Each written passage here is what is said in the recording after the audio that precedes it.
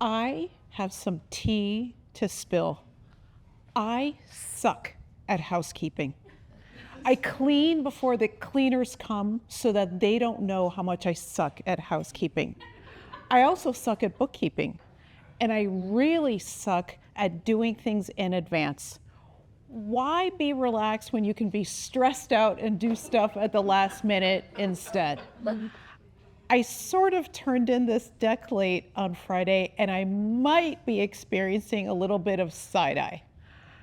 But the fact of the matter is, I'm not ashamed of my suckage. I love it. And the reason why that is it allows me to be clear on my genius and my mission to be the world-renowned coach and advisor to modern badasses, people who are disruptors, pattern interrupters, and change agents. I am on a lifelong journey to embrace the suck, and I want all of you to join me for the ride. One of my favorite books is The Big Leap. And in this book by Gay Hendricks, he describes 4 zones: the zone of incompetence, the zone of competence, the zone of excellence, and the zone of genius. And for tonight, I'll stick with incompetence and genius. Incompetence is all of the stuff that you're terrible at and you are miserable doing. In contrast, your zone of genius is the highest and best use of your time and talent, and you are giddy to be here. Now, fans of strengths-based coaching will say you should only be in your genius and ignore the suck. I hate that. I couldn't disagree more. Conventional thinking wants you to stay in the artificial sweetener of your strengths and ignore your weaknesses. But the fact of the matter is that you can't fully leverage your strengths without knowing where you suck. You can't fully leverage your strengths without knowing where you suck. Ignoring the suckage is like setting fire to time and money. And you cannot fully love your genius without fully knowing and being in love with where you are not a genius. It's kind of like the sunrise or a sunset. You marvel at it because it's where light and dark come together. That's how you get the purples, the reds, the oranges, the yellows, the greens, all the things. It's the same thing with your genius.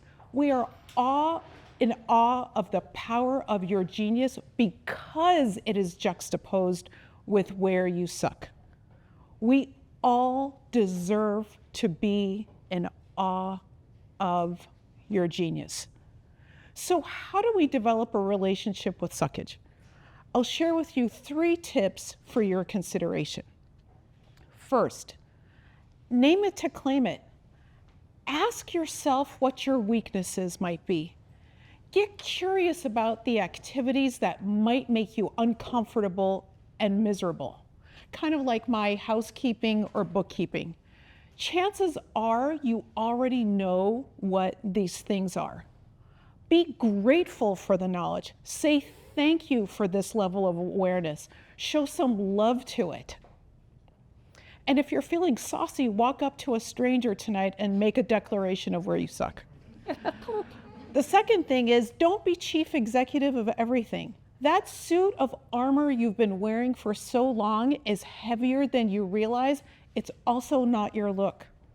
It is okay to be clear on what your genius is and where your genius is not, so you share the stage with people who have genius where you do not.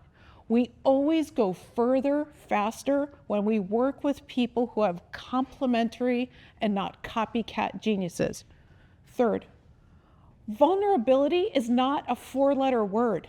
Stop being Superman, stop being Wonder Woman, and be Clark Kent and Diana Prince instead.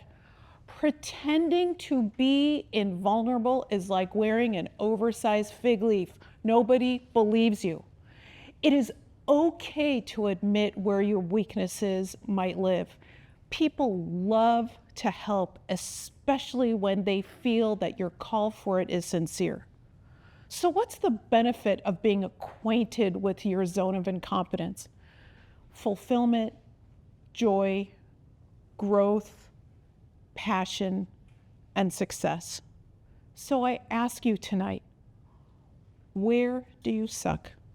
I'm curious. Let's connect after all of these talks are over so that I may bask in your declaration. Thank you.